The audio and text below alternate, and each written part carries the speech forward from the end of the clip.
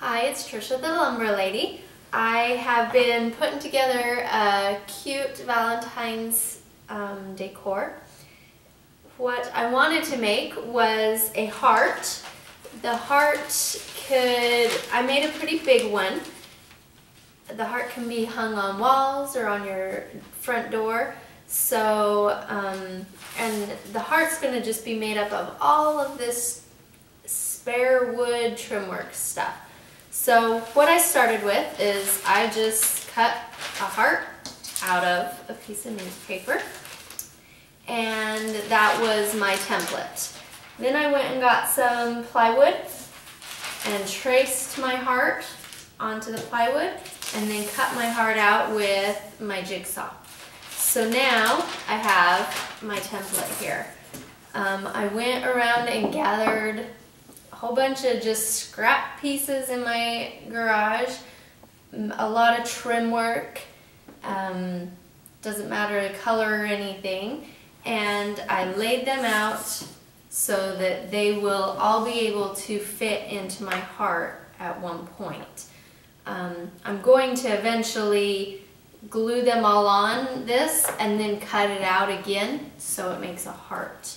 So my next step is I have it all laid out how I want. Now I have to decide my colors. And I'm going to, I think I love all the different textures and the different looks.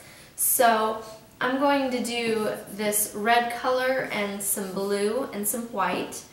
And I'm just going to go to the different pieces and use different painting techniques on all of them. I may just paint this and sand it. I may use some of my milk paint.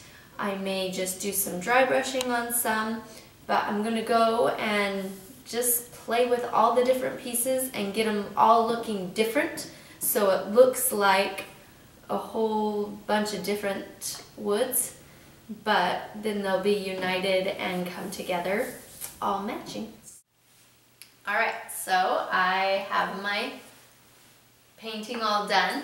When I got done painting, I went ahead and glued it onto my heart. So you can see that it's all glued on. But I thought I would tell you about the pieces, how I painted each piece and what I did before I go cut it all up. So I'll just start at the bottom here. This was actually one of my scrap pieces. It was already painted that color, and that's what made me decide that I wanted to do a teal blue color into my heart. I stained this piece. I came up and stained this piece, and I ended up staining this piece and this piece also, but after I stained these, I went ahead and put a coat of milk paint on both of these. So this is the blue-green milk paint and white milk paint that I put over the top. If you want to learn more about milk paint, I have a couple other videos that teach you a little bit more about milk paint. This was some trim. I sanded it down and rubbed some stain on the sanded down parts. This piece here, I actually Mod Podged a piece of paper to make it chevron-y. I liked that different texture that it brings. These two pieces are both beadboard, and they both were white. I ran some wax over the white beadboard before I painted it, and then I spray painted it red. And so then after it dried, when I rubbed it, the red didn't stick to wherever I put the wax. And so that's how that white came shining through. It was really shiny, so then I went and sanded it also to kind of beat it up a little bit. This one I painted red first, and then I put my blue-green milk paint over the top of it. This was just my blue-green milk paint again. I wanted to put a little different color, and so that's why this silver glittery paint, it doesn't match anything else, but that's what I like about it. Just makes it stand out. This piece here, just spray painted it red. This was white beadboard, just like these, and I put the blue-green milk paint on it. This was the easiest one, and one of my favorites. I spray painted it red, and then I painted it white, and then I just took my sandpaper to it, and it brought out all the texture of the wood.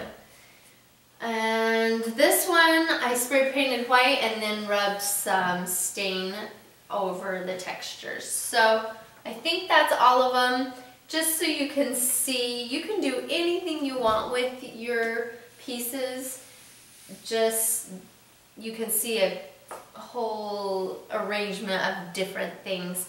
Now, the cool thing about this project is I had all of these pieces in my garage. They were just leftover pieces from different projects. And so next time that you're doing a project, maybe don't throw your little scrap piece away, because you could make something like this. At Christmas you could cut a star out, just anything you want. So now it's all glued on and dried. So I'm just going to take it out to my garage and take my jigsaw, and I'm going to just follow my pattern and cut all my edges off to make my heart. Alright, so I just got done with my jigsawing. So I wanted to let you guys know how I did it.